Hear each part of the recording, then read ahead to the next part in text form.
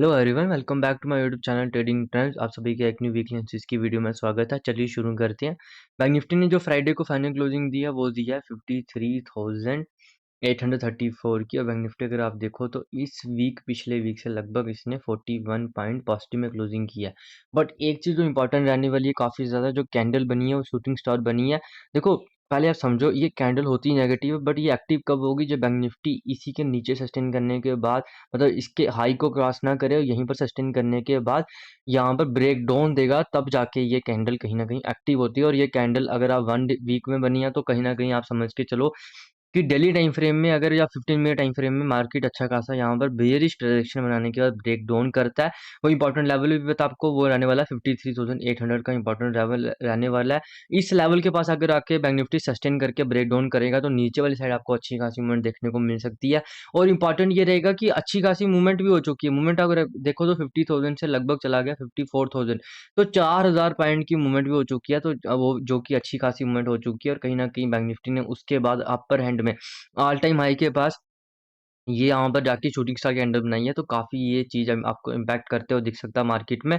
But important क्या रहने वाला है, जैसे आपको प्रीवियस दिखाऊं कहीं पर यहाँ पर शूटिंग स्टार बनी है, उसके बाद अगर आप देखो तो अच्छा अच्छा slow and study bank Nifty यहाँ पर नीचे आया। बट यहाँ पर अगर आप शूटिंग स्टार बनी देखो तो यहाँ पर मार्केट पहले नंबर उसने उस चीज़ को फेल कर दी। ये ऑटोमेटिकली ये अलग तरीके से कोई और रीज़न के कारण नीचे आया होगा। बट यहाँ पर इस चीज़ की आपको ये देखने को मिलेगा कि यहाँ पर ये शूटिंग स्टार ने काम नहीं किया था।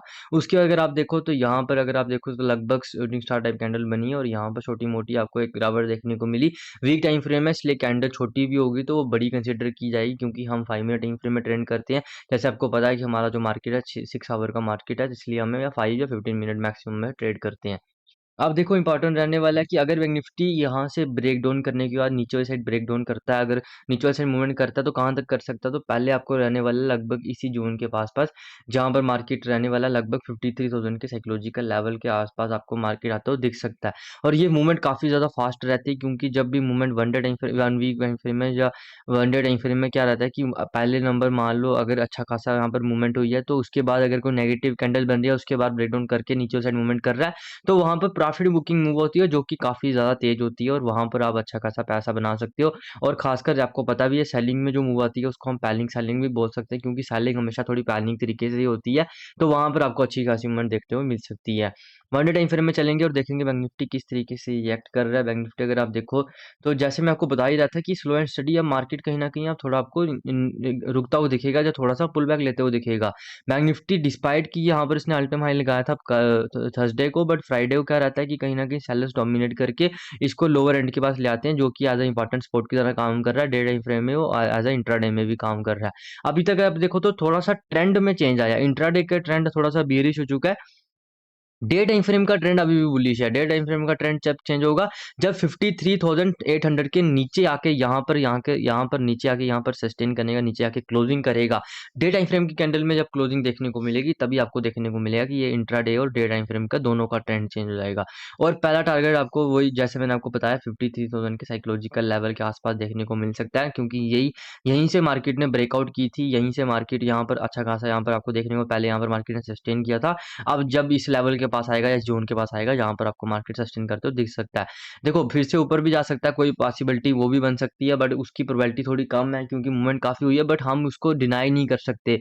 आप ये नहीं बोल सकते कि मार्केट ऊपर जाएगा ही नहीं। उसके लिए इंपॉर्टेंट रहने वाला है कि बैंक निफ्टी यहाँ पर थोड़ा और सस्टेन करे, उसके बाद अगर ब्रेकआउट करता है तो फिर आपको लगभग 55,000 के साइकोलॉजिकल लेवल तक आने वाले टाइम पे मार्केट देखने को मिल सकता है। और कहीं न कहीं अगर मार्केट नीचे वाली साइड पुल बैक करता है तो नीचे आपको 53,000 के साइकोलॉजिकल लेवल तक जाते हुए दिख सकता है।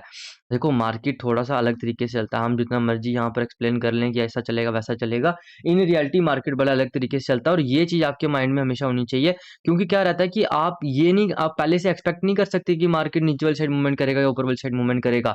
आपको हर प्रोबेबिलिटी आपको पता होनी चाहिए कि भाई मार्केट ऊपर का लेवल क्या, नीचे का लेवल क्या, मार्केट अगर कहीं और गैप अप या गैप डाउन खोल रहा है, उस टाइम पे आपको लेवल चेंज करने पड़ेंगे। तो हर चीज़ आपके माइंड में रहनी चाहिए। ऐसा नहीं है कि आपने ये एक्सपेक्ट कर लिया कि मार्केट ऊपर जाएगा नहीं और मार्केट मार्केट बुलिश प्रोजेक्शन बनाते हैं और काफ़ी बड़ी मूव दे रहा है और आप उसको ट्रेड ही नहीं कर रहे हो। आपको ये पता होना चाहिए कि आपने कितनी क्वांटिटी से ट्रेड करना है, रिस्क मैनेजमेंट के अंडर सब कुछ आपको पता होना चाहिए, पहले से प्री डिफाइन होना चाहिए। आपको ऐसा नहीं है कि जाके आपने उस टाइम मार्केट में आपने देखा यार ये ऐसा होगा, उस टाइम पे आपने कोई रैंडमली कोई कंडीशन आपने मायने बना ली, कोई रीजन दे दिया और उस पर ट्रेड ले लिया और कहीं ना कहीं आपको बड़ा लॉस हो जाए। अब चलते हैं 5 मिनट टाइम फ्रेम में। 15 मिनट टाइम फ्रेम में देखते हैं कि बैंक निफ्टी ने कल किस टाइप की मूवमेंट कर सकता है, यानी कि मंडे को किस टाइप की मूवमेंट कर सकता है। 5 या 15 मिनट टाइम फ्रेम में अगर आप देखो तो इंपॉर्टेंट, जैसे आपको पता है, वन डे टाइम फ्रेम और 1 वीक टाइम फ्रेम में अभी जो इंपॉर्टेंट लेवल है वो रहने वाला है 53,800 का।